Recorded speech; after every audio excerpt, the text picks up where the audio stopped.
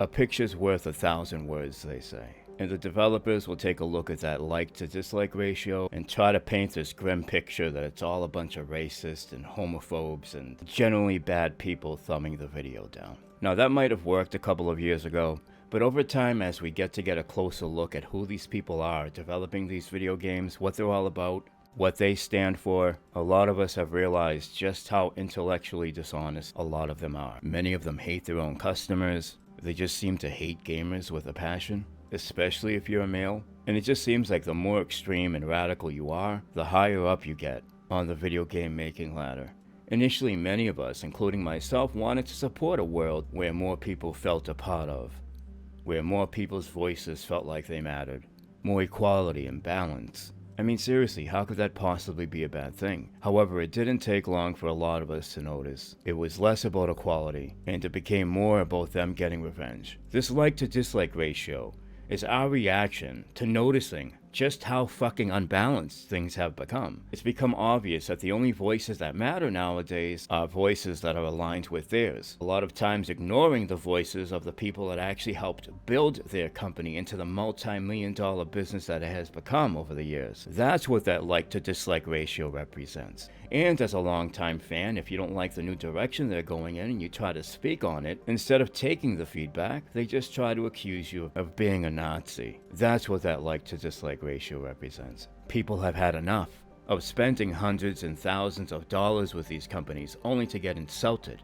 Tired of the excessive greed. Trailer was only a couple of minutes long, and how many brand deals did we already discover? A lot of these AAA developers have lost the plot. It's like they put one thing after the other in front of the things that are supposed to be the most important, like the game, being fun to play, a captivating story.